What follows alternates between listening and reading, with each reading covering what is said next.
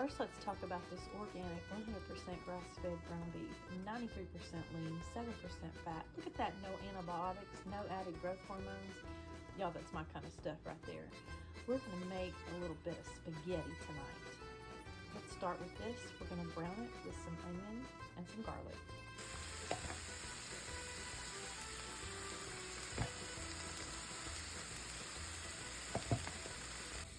When I'm starting my water to boil for my pasta, I like to throw in a handful of onion, and then let's go ahead and throw in some garlic. Y'all, that garlic, that's good stuff. Have I ever told you how much I love me some melting pot garlic and wine? Y'all, this is the best stuff ever. Go get you some. I'm telling you, like right now.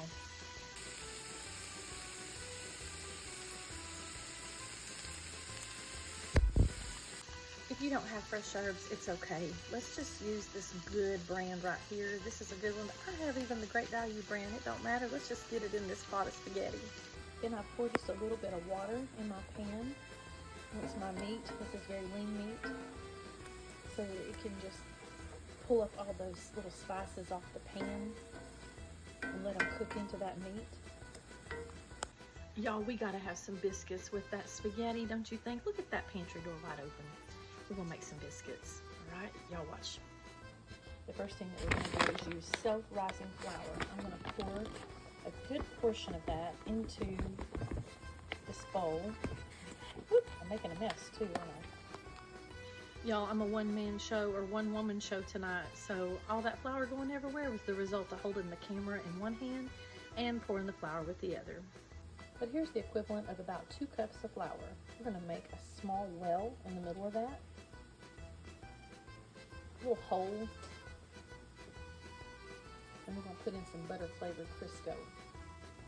A nice little handful of that Crisco. I'm just gonna chunk it down in there, and I'm gonna start just working that flour and working that Crisco to where it all incorporates together.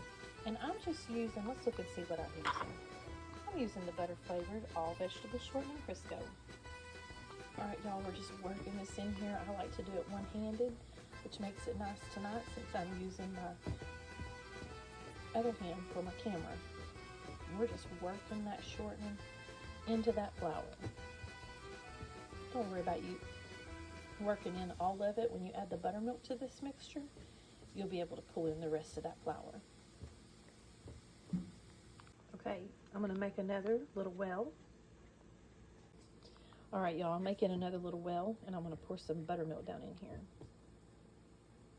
Y'all look at how I kind of filled that little hole up with buttermilk. Okay, now I'm gonna cheat, and I'm gonna add 2 cans, 2 different, just because that's what I had. I'm gonna kind of cheat here and throw this in with my meat. I've also already incorporated that buttermilk. I forgot to video that part. Do it until you get a nice dough. If you have to add more flour, add more flour. Pat it out. I threw in some Mexican cheese, and I also threw in some of my melting pot garlic and wine seasoning. So the Mexican cheese and this is also in there, and now I'm gonna cut it out. Oh my goodness, look how many it made, y'all. Oh my word. All right, y'all, we're gonna jazz this sauce up a little bit. We're gonna throw in some more of that melting pot garlic and wine.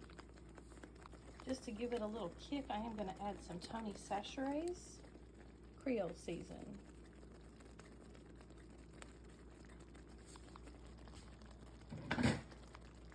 Our favorite is angel hair pasta.